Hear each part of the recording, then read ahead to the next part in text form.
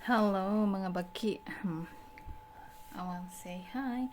Ang video natin ngayon is mga tips ito.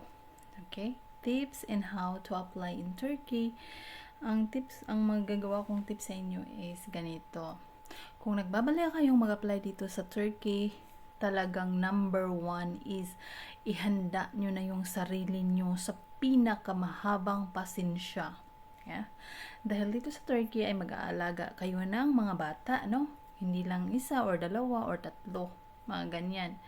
So, kung may mga tatlo kayong alaga, hindi lang isang balding pasensya ang kailangan yung dalhin, kundi tuniladang pasensya. Kasi hindi nyo po alam kung ano ang mga ugali ng mga bata dito. Masasabi nyo na, ganyan, mga ganito, hyper ang sa Saudi. Hay nako, wag nyo nang i-expect na mas malala pa po, no? Depende na lang kung makaswerte talaga kayo, pero mostly talaga kasi hindi ka pwedeng mag-no. Swerte ka na lang kung sumusunod yung alaga mo or nakikinig yung alaga mo sa'yo. So, yan.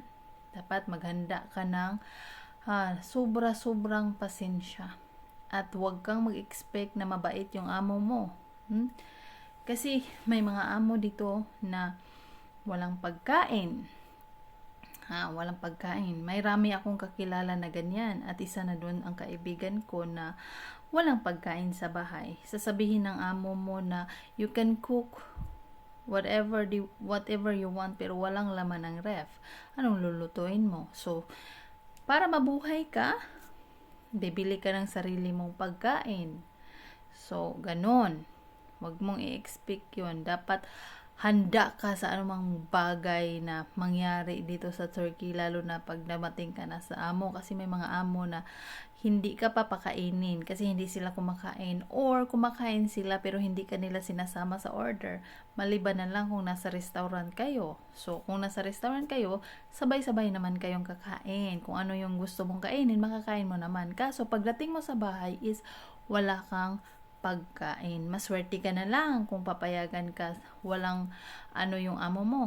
Walang pakialam sa pagkain. Ang daming pagkain. No, ang daming pagkain dyan sa rep na pwede mong kainin. Mga prutas, pwede mong kainin. Kung anong gusto mong lutuin, pwede kang makapagluto. Ayan, no? Maswerte ka na kung ganun ang amo mo. Pero kung hindi, talagang bibili ka ng pagkain na sarili mo. So, okay lang yun. Sanay na tayo sa mga ganyan, no? Basta mahabang pasensya.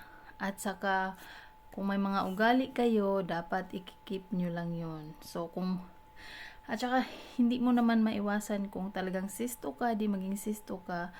Basta, wag nyo lang pabayaan ang trabaho ninyo, no? Para magkaroon tayo ng habang buhay, or yung ating mga WP ay kailangan nating ingatan, no? Para patuloy-tuloy yung ating trabaho, hindi tayo maging illegal, atin yang alagaan.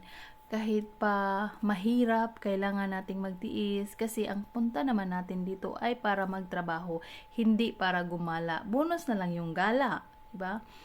Isipin nyo dyan sa Pilipinas, sa pag-a-apply nyo, kailangan nyo ng trabaho, hindi po yung gala, hindi yung day off, diba? Swerte na natin kasi may day off dito sa Turkey, and yan ay bonus na lamang po, diba? Kasi sa ibang bansa wala namang day off, pagdating dito sa Turkey is meron. So, magpasalamat tayo na may day off, at huwag tayong yung marami tayong inididiman sa ating amo. Huwag tayong ganun. So, pangalagaan natin ang ating trabaho. Magtrabaho tayo ng bukal sa ating puso para kahit gaano man ang hirap ng trabaho natin is makakaya natin yan kasi tanggap natin sa ating mga sarili na ganun talaga kahirap ang ating mga trabaho. At yun lamang po.